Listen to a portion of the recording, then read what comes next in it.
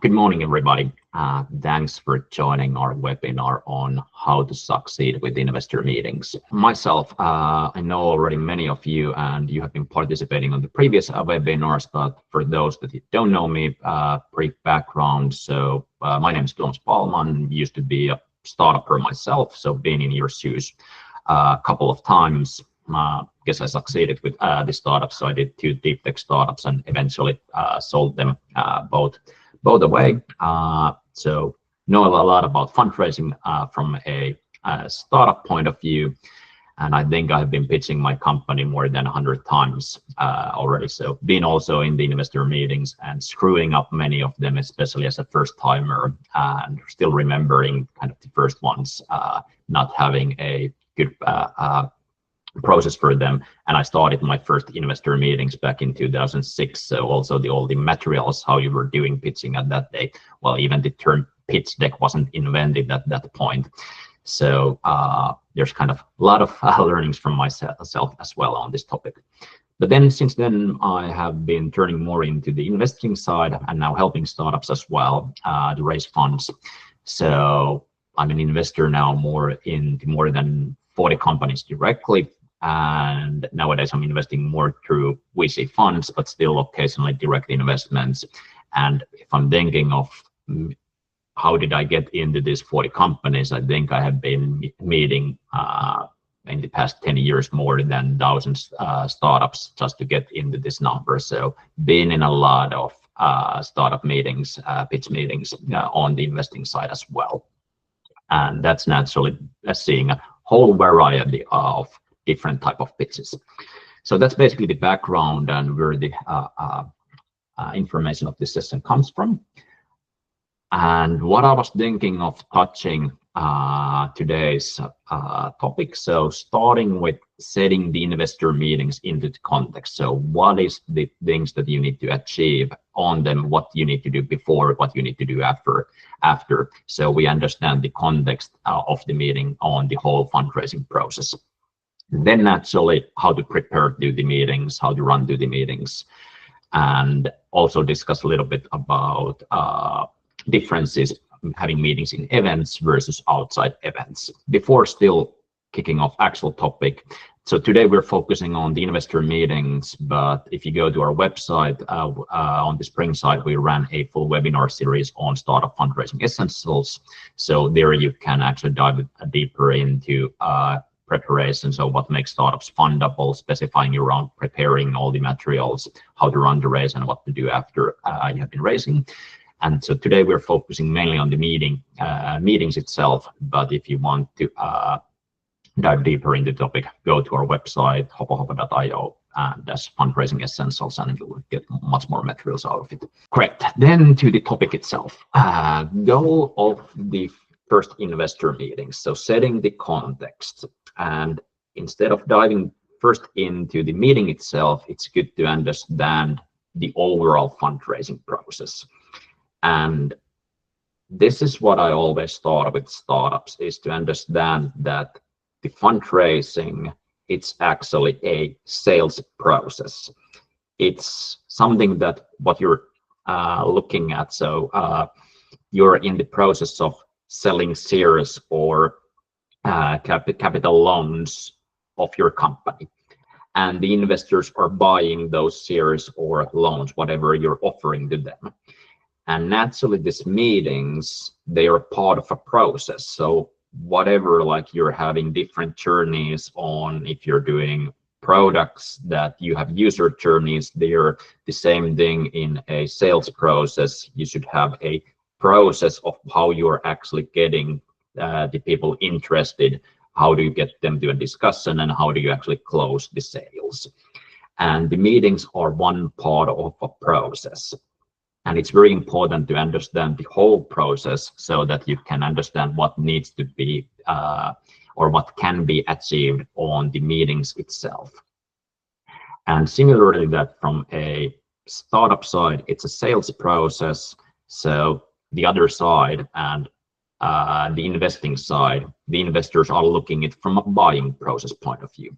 So like in all sales, it's very important to know what is the buying process and what the investors are actually buying at.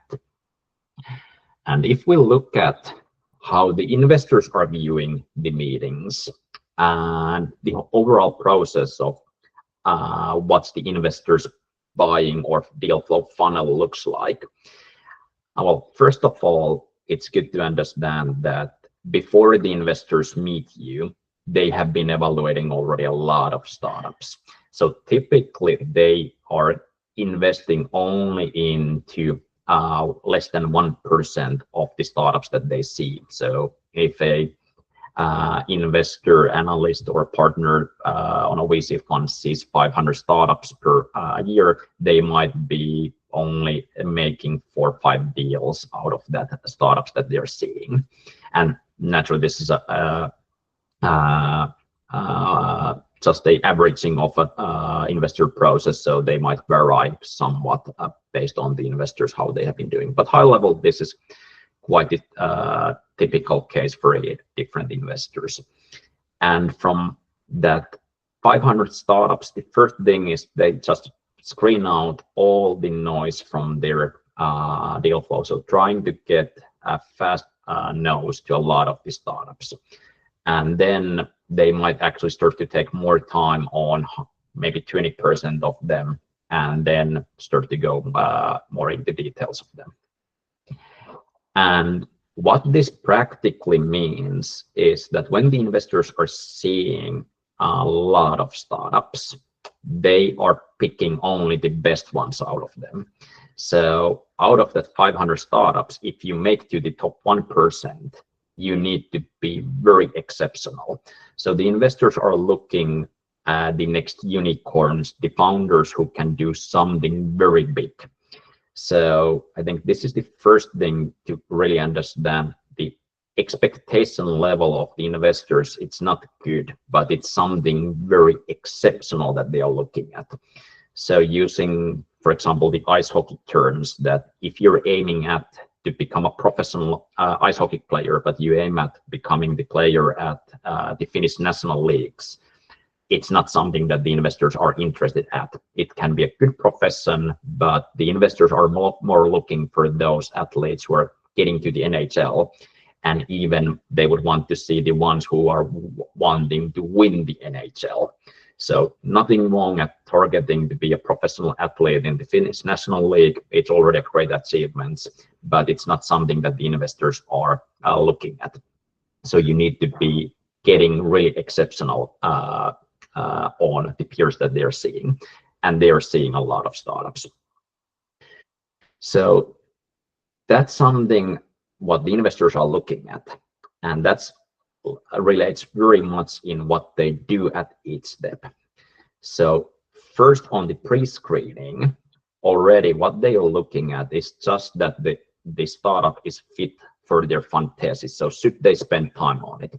So like myself, for example, I mainly invest into the Nordics, some bit on the European level, but then I get a lot of US deals offered to myself, and for example, cryptocurrency that I don't invest at all. So I just skip instantly all of the things that, although it can be the greatest cryptocurrency offer ever, I'm just not looking at it because I don't invest into cryptocurrency, or I don't invest into US companies.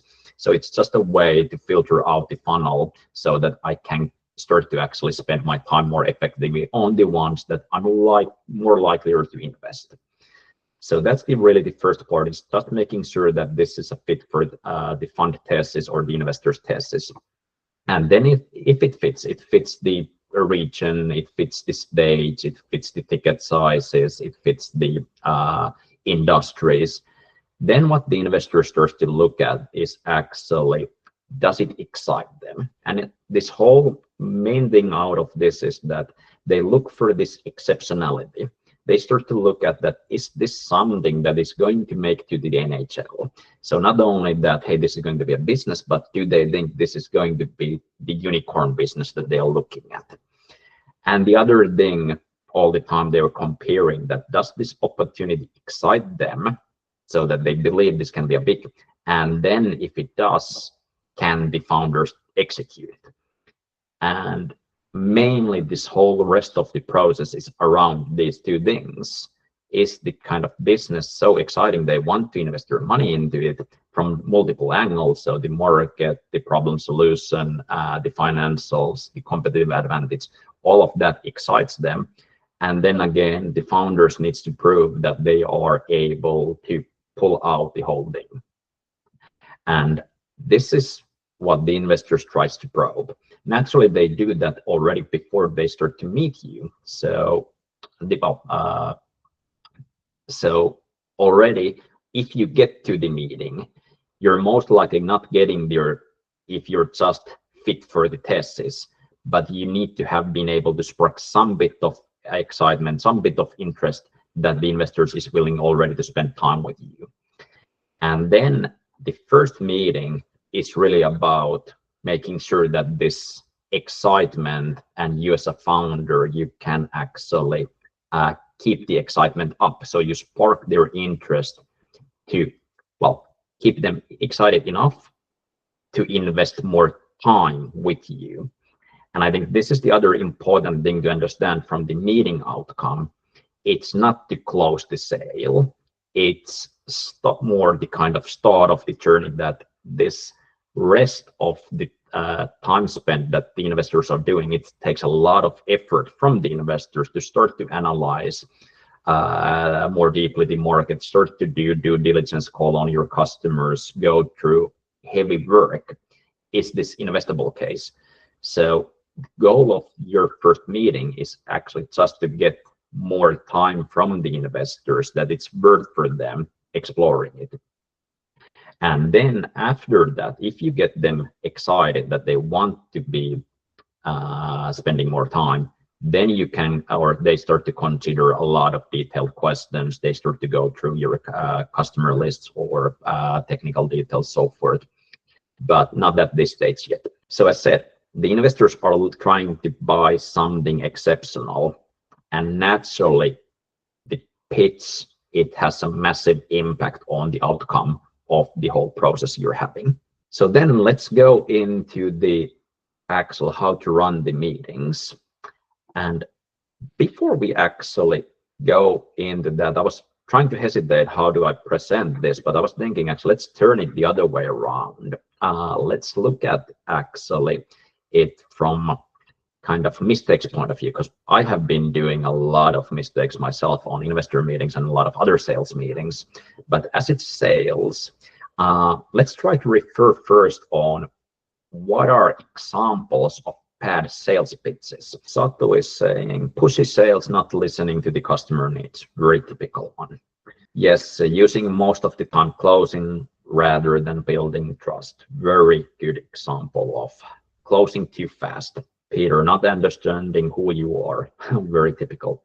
Too pushy, not understanding this solution is not for me. Lucas is saying you have to buy now or never. Exactly. So using too fast sales tricks.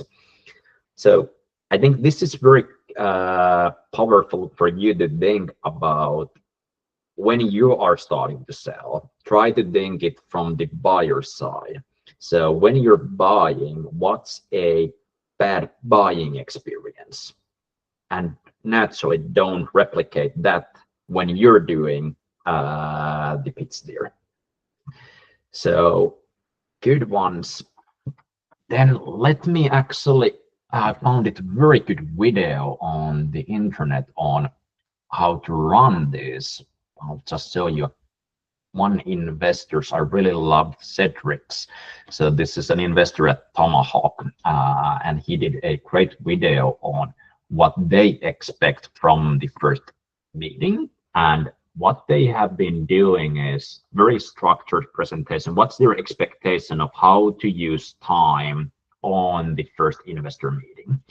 And here's a few things. So you already mentioned around what's the examples of bad sales pitches. What they expect their Tomahawk is that when you land in that meeting with them, you have been sharing already your pitch deck. They have been going through your pitch deck. They know it's a fit for the fund. There's some interest around that topic already. So what Cedric says very clearly is that they don't want you to start running just the pitch deck through, because they have been able to read it. And as you're pointing out on the past sales pitches, you start, hey, if you know already you're interested about the product and you have been researching the product, let's say you're buying a phone or whatever, you know already a detail or quite much of it. You don't typically want to hear a 20-minute presentation of things that you know already. So you want to go to the point.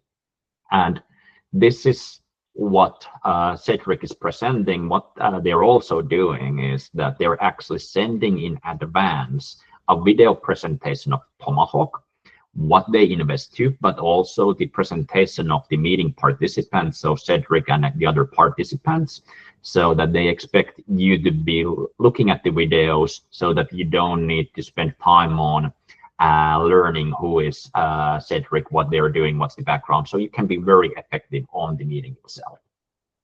And this is what Cedric expects from that meeting. So you can also expect that when you are in that first meeting, the investors already know something about you. One of the things you should not do is starting to pitch and not asking what the other side wants to hear. So in Cedric's case, they send it already in advance. But then again, I think also the internet, one of the problems of the internet is that I would tend to say Cedric is very much the extreme of very structured, very effective in meetings. And not all of the investors wants to be that structured than Cedric is. But the important thing here is that very often they have their views. And one of the first things you naturally should do is ask them that what do they want to do. But then again, if Cedric is very structured, looking at the details, what you should not expect that every investor is there. And the other side of the things is that very often I start to see that startups are expecting that the investors has read and knows all of the materials by heart. And that's also something very often untrue. So it completely depends on how much the investor has been putting time to actually get to the meeting. And it varies depending on the investors and their way of getting into meetings. Some are getting with very low preparation, some are preparing very much for the first meetings. And this is something that you need to probe with from the investor. A couple of other things coming back to the Cedric's video, but I think this is a very annoying thing happening in meetings. You already said it in sales, that the salesperson doesn't know who you are. And this is the same thing from investor meetings. And very often actually startups are asking questions that they should know already. So if you go into, for example, let's take Tomahawk and Cedric, if you go into that meeting and ask them that, hey, are you investing into startups? Well, it's kind of, hey, why are we here? Or what type of startups? So they have their website ready. There is already their thesis. Don't ask questions that are kind of obvious if you can Google them with 3 minutes. You don't need to know the fund thesis by heart by all of the nitpicky details. But if you know nothing and you start to expect them, start by, are you investing in startups? I think that's kind of, you could have actually researched that. So you need to know somewhat of that investor already in advance. Third thing, which is actually very often also happening in sales, is that not prepared for questions. So naturally, we've been reading as investors your deck, but then if we ask deeper questions, so the same thing that nowadays is very often happening, if I go to electric stores to buy that phone, the person there doesn't, or the salesperson doesn't know any more details that they can find on the website, which most likely I have been doing already. And then the actual salesperson doesn't add any value. So this is very important from startup point of view, that you should add value compared to your deck. So you need to know the details behind And if the investors are starting to ask questions, you should be preparing that you can expect what questions they're asking and you have answers ready for them. You don't need to have answers for all the details, and you can always say that, hey, I will come back to this, but a lot of questions should be able to cover already on that meeting. So the meeting is really about getting more information of what they have been, or getting more details than what they have been already receiving on the materials that you have been sending to them. This is also very often, typically, I'm very bad at this, and I'm already looking at the time calendar, but for time management. So if you have in events, you might have 15-minute slots, or if you are doing it outside events, 30-minute slots. You have to get to a conclusion out of that event. And if you spend that 30 minutes just talking about the solution, but not being able to get the kind of understanding what the user wants to hear or what the other side wants to hear, most likely that's a no, because that's expecting that this will happen later and later stages. So during that session, you need to be able to kind of run through different parts, but then also make it happen in the time slot that you have available. Final thing, yeah, again, said already in the chat, but lack of flexibility and conversation. So if you're sticking only to your script or not taking it into a conversation mode, that will most likely lead into a no from the investors.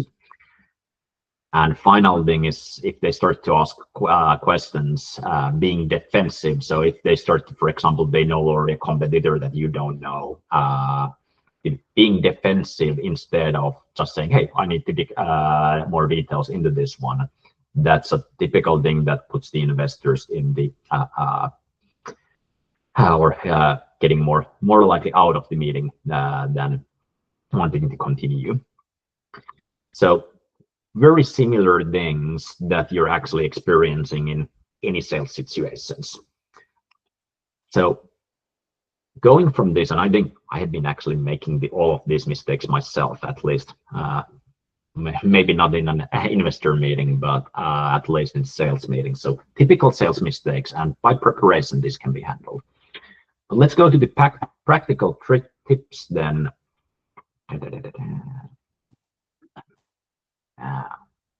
So first of all, preparing for the meeting.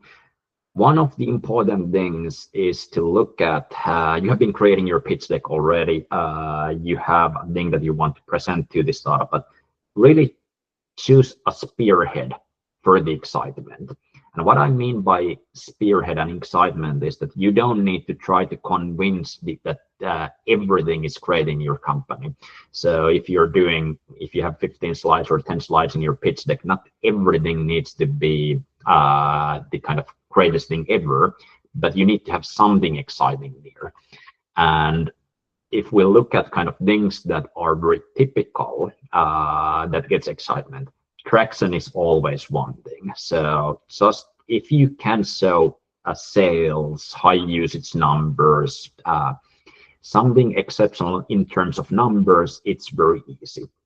And like myself, if I'm taking my first company, it was very easy to sell with the traction numbers. So what we were doing was very technical, optical sensors to different food industry players.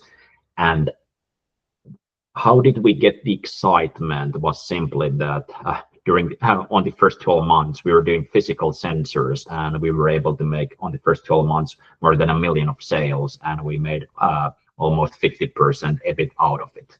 So that was a no-brainer for investors. Yes, we will give you more time. And if you can show numbers, you will have the investors excited. That's for sure. But naturally, not everybody has the traction yet. So if you cannot build the story around the traction, then you have other options. Dream Team is a good example. So if you have Miki Kuusi and Ilkka Paananen, people will listen regardless of what they're doing. That's already excitement. So a lot of investors wants to get into working with known founders or ex-founders. But then again, it doesn't need to be, most of you are not playing in the NHL yet, but what you can actually say that in the dream team that you're relevant in solving the problem. So you have been watching the problem in the industry, or you have a combination of track record that you have been building something in the past, and now the team is something that the investors believe that you can actually be doing this, or you are able to solve and build something out. So the dream team is one of the things that you can get, or get the investors' excitement too. Another thing is timing and market shift. It relates quite much. So I think this is also very often wrongly understood. AI is a good example of now that a lot of startups pitch that, hey, there's a shift now to AI, so there's a lot of hype around it. But what's the thing with timing and market shift is that how you're able to run the wave or ride the wave. So the wave for AI is now, but a lot of startup founders are thinking that they can start to surf. But if you have never been surfing in the AI world, it's very hard actually to start surfing. But now if you can say that, hey, you have been building AI for 5 years, and now you are focusing on this small thing or small niche there, and you're able to capture something, and now it becomes very possible because of the market shift and the technology available, that's something that will get the investors excited about. And finally, also naturally, this problem solution is that you can just describe the problem very well, and the solution for the problem, why your solution is better than the competition. So this is something that works well, but at the same time, it requires effort from the investors to start to listen. And if you have the investors' attention, then this works. But I would try to success of if you can have any others to start to get the excitement, that would be great. Naturally, you need to be able to have a problem solution there at the end. But what's the spearhead for the excitement? Choose one and then lead the whole conversation around it. So that's important. I'll jump a couple of slides because I'm doing now bad time management. So other things for the first meetings. So now you have your spearhead, what you want to achieve on, or what you want to convey to the other side on the call. But then, as you don't know how the other side wants to run the call, it might be Cedric, or it might be that the investor is just coming back to back from especially on Slush, investors are having back-to-back meetings. They might not remember exactly well of what were you at. They need a little bit of time to shift from the previous meeting to your meeting. Very often it's good to just ask the investor how they want to run the call. Do they want to go through your pitch deck? Do they have certain points, what they want to achieve on it? And take it as a discussion. There's this way you don't start with the wrong foot, but ask it. They know what they want to do in that meeting. And then you can start to probe how prepared the investor is. So if it's Cedric type of thing, they're very prepared to go to his points, listen what he wants to listen. He's running the show. Then again, it might be the complete other side that, okay, they're just coming out of another meeting and they're not really prepared, or takes a little bit of time to get rolling.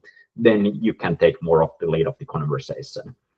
So I would say the pitch deck is very good facilitator that if the other side wants to get kind of their mind shifted back to your case, you can start with the pitch deck, but going it briefly to more a conversation, but don't use it as the master that you need to run everything through.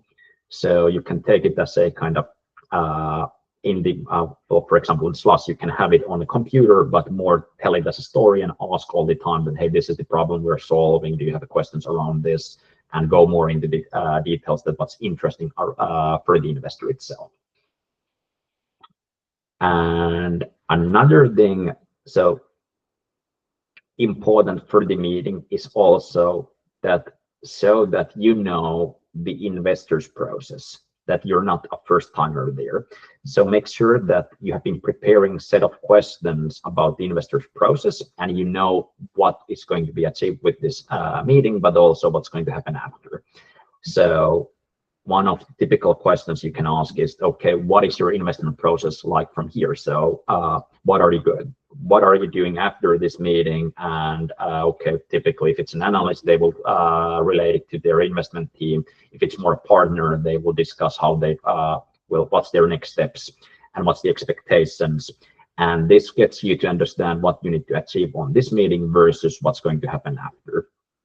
And also ask always the timeline, because this creates the sense of urgency. You have a clear expectation, and you get the cost or investor to commit also into a timeline.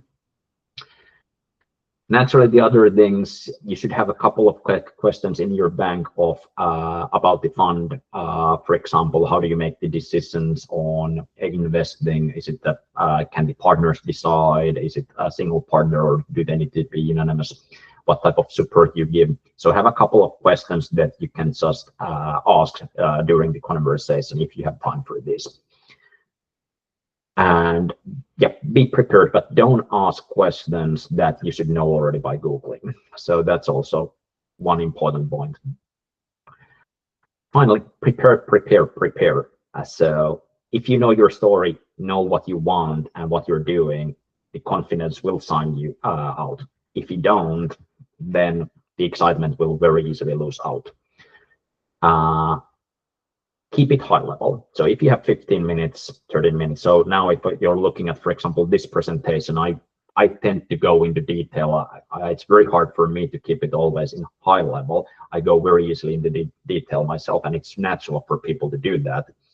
But try to keep it high level and look at the clock. But then if the investor asks, be able to dive deep. But if they don't ask, don't dive deep.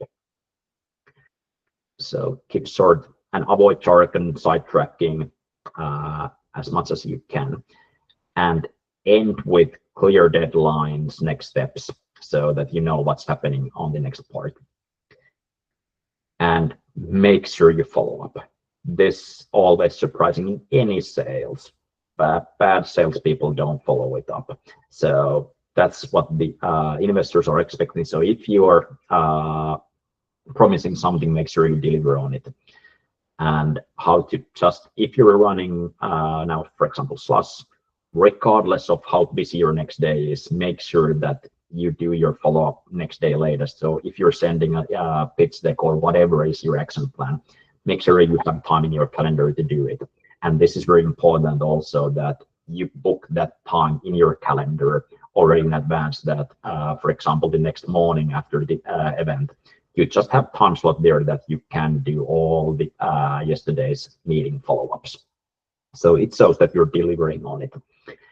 And if there comes any questions from the investors after that, reply fast. So just have time to reply fast for this. So if they're asking more details, dive deep. They will not wait for a week, or it shows a bad feeling if they're asking questions that should be available, or things that should be available for you, and it takes you a week to answer. It just looks that you're not prepared. And at the same time, when you do that, you can expect in a respectable way that the investors will also reply fast back, and they're committed into this deal. And another thing, just when following up, it will take time to close it, but maintain urgency by updating weekly or bi-weekly on positive progress. So if you get new customers, you get new MRR, whatever, you're kind of having positive updates. If the round is progressing with others, if you're building an angel syndicate, update on the positive progress on all fronts. And eventually, all of this is just simply showing that it's about you as a team. So remembering that the investors is evaluating, can you actually do it? And if you show that you know how to run a process, how to run sales, and that you can close the round, that will create the confidence from the investor side that they are actually trusting you. Hey, thanks for all the questions so far. Said hopefully you've got a lot of tips and tricks and also some process around how to approach the investor meetings in Slush, but also outside a Slush or Web Summit and the events. Big thanks for participating. As I said, feel free to also promote us on different channels. And big thanks.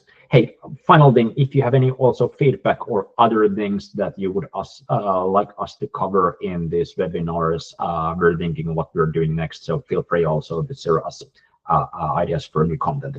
Thanks all for participating. Good luck forward.